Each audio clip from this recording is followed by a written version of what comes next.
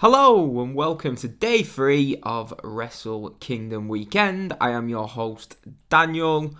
No Danny today. It's Monday, so Danny is back at work. But New Year's Dash, it always wraps up the Wrestle Kingdom weekend, and that's exactly what it's done. So today I went to work and then rushed back and watched New Year's Dash. Now the microphone's in and I'm ready to give you guys a quick podcast summing up the events of New Year's Dash 2020. Obviously, usually it's known in Japan as one of the hardest tickets in town to get, because usually it's at Korakuen Hall, but I think it was at a gymnasium. I think it was today, maybe. But yeah, it was. I think 4,000 or 5,000 people were at the event. It was. Do you know what I mean? I think, although I do normally like to see it at Korakuen Hall. Obviously, if you can sell 4,000 or 5,000 tickets, then you're gonna have the event from there. Obviously, with the Liger retirement, I think they did want more people there able to see that. So the dust has settled really on everything from Wrestle Kingdom.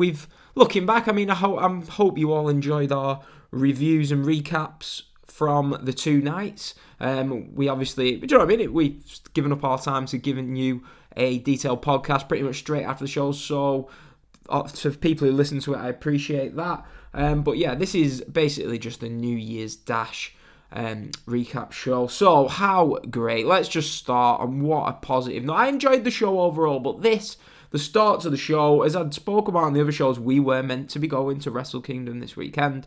For whatever reason, we didn't.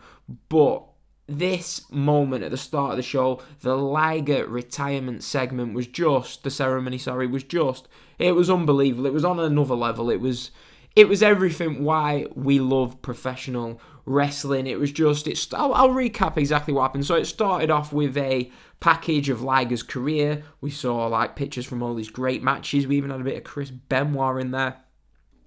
This brought Liger out after the package to a great response, as you'd expect from the crowd. In his full gear, Chris Charlton said that he wasn't too sure if he was going to come out in his full gear because he's no longer an active wrestler, but he was convinced into doing that. So Liger came out in his full gear. All the roster comes out. Well, the faces on the roster. You have Tanahashi handing Liger flowers. They then make their way to the side of the ring.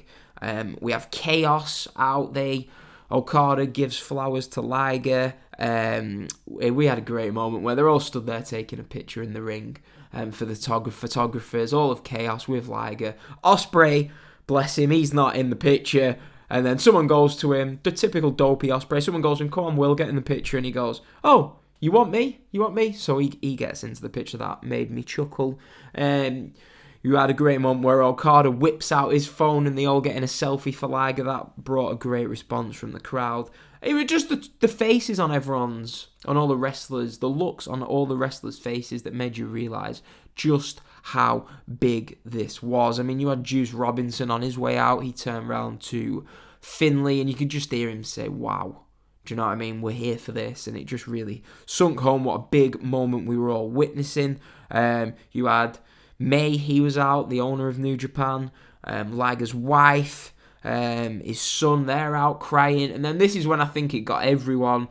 The cameras pan to Tanahashi and he is in absolute bits, crying his eyes out. Almost set me off. But yeah, Tanahashi crying his eyes out. It was just, words can't do it justice. It was just, when you look at how other promotions handle retirement from legendary wrestlers, this is how it should be the blueprint for how I criticised the matches that they had him in over, but this ceremony, I mean, the one that comes to mind was the retirement ceremony for Ric Flair on Raw. That was probably the best that WWE have done. That springs to mind. But this ceremony was just, it was brilliant. It was absolutely brilliant. We had Antonio Inoki on the screen giving a message to Liger. Fortunately, I don't speak Japanese and we had no translation, so I can't really talk about what we got there. But we had his mother. Liger talks about his mother being live at Wrestle Kingdom, live here tonight. She's suffering from a serious illness, but she was able to be there for his final match and his final appearance as Jushin Thunder Liger. So that was just brilliant. You had Chris Charlton. Chris Charlton's trying to translate what Liger's saying, and he's just stumbling over his words because he's trying to hold back the tears It just sunk everything home. The final moments of this incredible segment was Liger tries to leave the ring. Okada basically insists on him getting back in the ring. Everyone gets back in the ring and they hoist Liger up in the air like you do for, I think Jose Mourinho was one of the last people I saw this happen to. But he's just getting hoisted up and down in the ring. It was just great. And it ends with everyone in the ring singing Liger's theme tune. You've got Gino on commentary who's doing his best, bless him. Everyone in the building stood up singing. It was just amazing. Just an amazing, amazing segment. If you don't watch anything else from the show, make sure you go and watch this. This was the one thing throughout Wrestle Kingdom weekend that I just thought, wow, I would have loved to have been live in the building for this. Kevin Kelly gives a great statement after this segment where he says that if you were wondering, which I was, why Liger opened night 1, opened night 2, and opened New Year's Dash, it was because he didn't see himself as one of the biggest stories on the show. He wanted to open up and then move on so they could concentrate on the now and the happenings of now. So that was a nice little touch that wrapped up the segment. That's it. The career of Jushin Thunder Liger is over. I'm sure we've all got memories. So yeah, that's it. Liger's career is over. I think the last match I saw Liger in, obviously I saw him at MSG, but I think the last singles match, I think I saw him at an independent show in the UK against Kyle Fletcher. But yeah, Liger, just what an incredible career he's had. And it's over, so there's not much more you can say. Just go and watch this segment. When we look back at the end of the year, this is one of the great segments in wrestling. So yeah, so that's it. So we move on now to the wrestling. And we open up with an absolutely incredible match, and I did not see this coming. The typical aeroplane flying over my house. We open up with the LA Dojo versus the New Japan Dojo, who had Toha Hanari on their team. But this was great. They really let them go out here. I think they went 12-13 minutes. The striking, the strikes were so hard, they were fast, just great work from everyone involved in this. The intensity was fantastic. I mean, Alex Coughlin, he's impressed me in some of the matches that I've watched him in, but he was outstanding in this match. Fredericks always seems to impress. Clark Connors, who was also in Lance Storm's academy. All three of these guys are going to be big time players. They're great wrestlers. But yeah, just a great match. You've got to go and watch this. It's much better than it had any right to be. The finish comes when Ryan Fredericks hits an amazing sort of knee bar, Texas Cloverleaf, whatever it is, for the pin, and it was for the submission. It was just great stuff. Go and watch this match. I went 4 stars on this. That's how good it was. Brilliant match. Just go and check it out. The second match was Sho and Yo versus the Bullet Club versus Desperado and Kanemaru versus Bushi and Hiromu. A non-title match. Obviously, Sho and Yo won the belts last night from Ishii, Mori, and the flipping heck. Sorry, a bit side there from Ishii, Mori and the Bullet Club. So yeah, that was last night. But this match was a fine match, but it ends with Sho and Yo getting beat by Desperado and Kanemaru. So we're looking for another Sho and Yo, Desperado and Kanemaru. We've seen it. I feel like we saw this loads in the summer of last year. I feel like we've seen it before that, so I'm not really too interested in seeing that. The third match on the show was G.O.D., Farley and Chase Owens versus Ibushi, Tanahashi and Finn Juice. We got Ibushi getting the pin clean on Chase. He needed that after his 2 defeats at the Dome this weekend. No surprise. But what was the surprise was a lot of people, including myself, we complain about the New Japan Tag Division. And it looks as though we are getting Ibushi and Tanahashi as a team inserted into the tag division. Great stuff there. I'm really happy about that. And they challenged David Finlay and Juice Robinson for a tag team title match later down the line. Great stuff. Can't wait for that. Next, we had Ishii and Goto versus Shingo and Evil. And I think you could really tell here that Ishii and Shingo, They were keen on showing everyone why they should have had singles matches at the Dome this year. Even Evil was working his ass off on this. This, for me, I put this up on our social media. This, for me, outside the 3 big matches at the Tokyo Dome, this was the best one of the lot. The best one of all the undercard matches. It topped them all. A great tag team match. Gone 4 stars again on this. Go and check this match out. Great stuff. The match was basically Shingo and Goto partnered off with each other. Ishii and Evil partnered off on each other. Shingo issued a challenge to Goto for the Never title after this. And it also looks like we're going to get Ishii versus Evil. This is great stuff. Go and check this match out for sure. Great match. Next was Suzuki Gun versus Chaos. This it was a fine match, whatever, it was okay.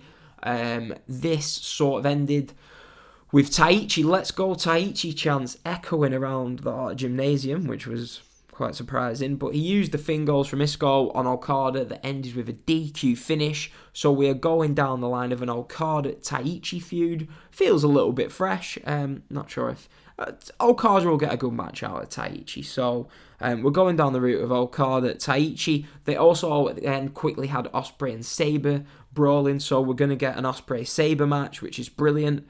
And then Moxley's music hits. He comes out. I thought, are they going to tease Moxley, Okada? But no, it was the Okada-Suzuki. They have a great brawl that ends with Moxley hitting the Death Rider on Suzuki. Decent match. Main event time. I'm breezing through this. It was never meant to be a long podcast, but I want to get to the point where I'm talking about the future matches coming up.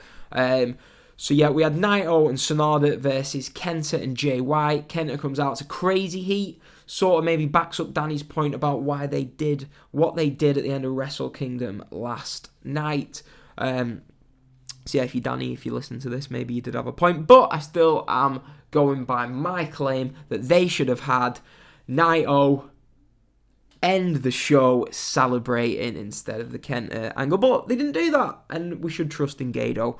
But yeah, so basically this was all about just setting up Naito and Kenta for later down the line, and also they set up Sonata and Jay White as Sonata got a flash pin on Jay White, and then following this, Jay White proceeded to beat down Sonata. Kenta proceeded to beat down Naito. So yeah, this show, New Year's Dash, is all about resetting, like what the Raw After Mania should be, which it never seems to be anymore. Resetting and signaling your feuds for the upcoming months to get everyone hyped up for these feuds. And that it did its job. That's what it was there for. It's got me hyped up for the majority of the upcoming matches and feuds over the upcoming months that we're going to see in New Japan.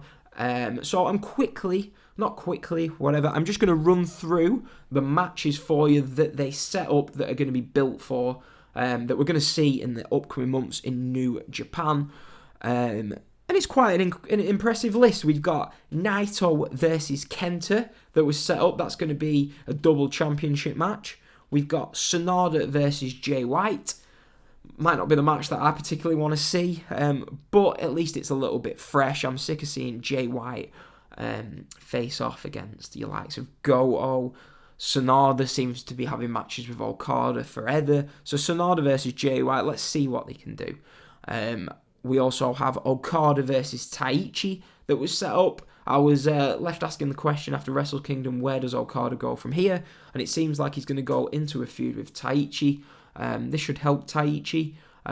Just giving him something to do, really. And I think people might be pleasantly surprised that we might get a good Okada-Taichi match. Ospreay, Zack Sabre, that is going to be a great match. I'm all for seeing this. I was talking to one of my friends and they were saying that it'd be nice to see Ospreay against Sabre a bit more in Japan. We got a great match in the G1 between the two, but I would like to see a fully blown feud between the two. Obviously, if Ospreay is transforming into a heavyweight now, Sabre is one of the first stops I'd like to see him go. So yeah, Ospreay versus Sabre will be great. Moxley versus Suzuki. Now, I'm not sure if we're going to see this in the upcoming months.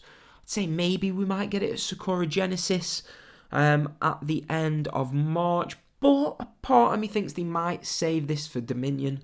but we'll have to wait and see on that one. But I don't expect it to be at the New Beginning tours at the end of January, start of February. I think those shows are. Maybe I'll be proved wrong, but I'd hope to be proved wrong, but I think they might wait a little bit longer for those.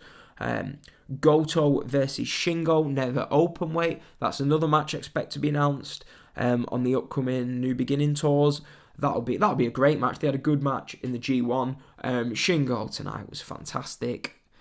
So yeah, that is going to be... I'd like to see Shingo win that never open weight belt and just have like a year-long run with the belt. He can have great singles matches, main event in the B shows.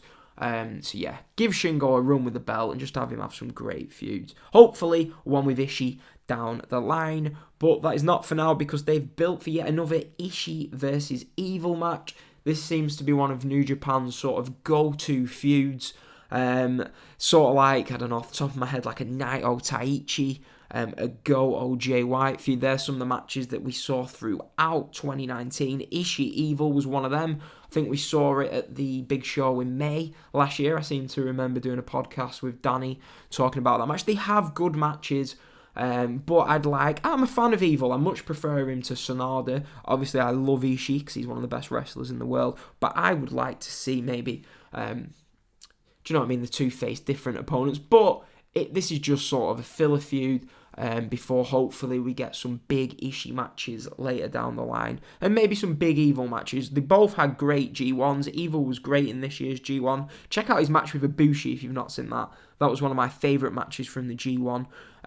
But yeah, they both had great G1s last year. Both had great 2019s. So I'm complaining about it, but they're going to go out and have a good match. So that's the main thing. Now... the tag division, as I alluded to earlier, the tag division is one of those things in New Japan that often receives criticism, but it looks like they may be going for it. Ibushi and Tanahashi look to have been inserted into the tag division. Great, give them something to do. It's something fresh. It'll do wonders for Juice Robinson and David Finlay to be working with the likes of Ibushi and Tanahashi on these tours. So yeah, Ibushi Tanahashi versus Finn Juice for the tag titles. That's a match that's going to get me invested in the tag team titles for the first time in a long time. It feels like all we got last year was GOD versus everyone. I mean, I don't dislike GOD as much as everyone else, but something fresh, something exciting to get our teeth into heading into the new year. On the junior side of things, Sho and Yo versus Desperado and Kanemaru, don't really care about. They'll have decent matches, but that's a feud we've seen time and time again. So just quickly to go over those, the feuds that they set up on New Year's Dash: Naito Kenta, Sonada White, Okada versus Taichi, Ospreay versus Sabre, Moxley versus Suzuki, Goto versus Shingo, Ishii versus Evil, Finn Juice versus Ibushi and Tanahashi for the heavyweight tags, Sho and Yo versus Desperado and Kanemaru for the junior tags. So that leaves a few people without stuff going on. Hiromu doesn't seem to have anything going on. Lance Archer doesn't seem to have anything going on. I'm sure I'm missing a few others, but those are some great feuds and some great matches to be taking us into 2020. The show did its job. It reset everything, and we've got some excitement moving forward. Out of breath after that. I just got into the routine of doing a few double shows linked up with someone like Danny, but I'm back doing a solo show. But yeah, so that was New Year's Dash. It was a really good show. Really good show. I enjoyed it more than last year's show. But yeah, really good show. It was, let's face it, the best thing on the show was the Jushin Thunder Liger retirement segment. But we had some really good matches on the show. The LA Dojo versus the New Japan Dojo. Goto and Ishii versus Shingo and Evil. Great match. So go and check out those two matches. Check out the Liger retirement ceremony. Great stuff. And that's it. Wrestle Kingdom weekend. It's done and dusted. That's it for another year of Wrestle Kingdom. But I always say the first 6 months of the year are really exciting times for New Japan. And that's going to be stretched out to 9 months this year because the G1 is going to be in October instead of the summer due to the Olympics. They've promised some big announcement in terms of shows coming up in the upcoming days. Hopefully we'll get an announcement of a US show, a UK show, and maybe whether or not we're going to get another 2-day Wrestle Kingdom show next year. But yeah, that was New Year's Dash. As I say, thanks to all our new subscribers, thanks to everyone who checked out our Wrestle Kingdom Night 1, Night 2, and now our New Year's Dash review shows. I mean, we've given you almost 2.5 hours of audio for the Wrestle Kingdom weekend. I thoroughly enjoyed doing that audio. I enjoyed the majority of the shows, believe it or not. But yeah, so go on, if you're not already checked out, go and check out Night 1. Go and check out Night 2's podcast. Obviously, subscribe to our YouTube channel. Going to try and work on that a bit more in 2020. I did concentrate last year on basically getting as many subscribers to our audio platform. So thanks to everyone who does that. I really appreciate all the listens that we get, all the retweets you guys give us, and all the support you give us on social media. But now this year, I want to try and boost our YouTube numbers. Boost our YouTube numbers. So subscribe, share the shows. I hope you're enjoying it. I plan on doing a lot more shows this year. I think we had about 95 shows last year, so hopefully we'll be doing that. There's a lot to be excited about this year. We've got the Impact Wrestling pay-per-view coming up this weekend. Royal Rumble season is upon us. We'll be doing plenty of podcasts for that. As you know, I do the WWE versus AEW weekly podcast, talking about Dynamite versus NXT, talking about all the news from the Wednesday Night Wars. If you haven't heard that, check us out. Subscribe to that on Apple Podcasts. Just search WWE versus AEW. The show is also on the Neutral Wrestling feeds. But yeah, exciting times to come. As we've said, myself and Danny are heading over to Tampa for WrestleMania weekend. The list of independent shows for that weekend are crazy. And obviously we'll have to watch WrestleMania while we're there. But nonetheless, it's a nice little 8-9 day holiday for WrestleMania. So that's it. Wrestle Kingdom 2020. The first Wrestle Kingdom weekend of the decade is in the books. I've just got to say thank you to everyone who's listened to our shows. Thanks to Danny for doing the podcast with me. And we will see you on Friday for the WWE versus AEW podcast. Thanks for listening, everyone. See you later.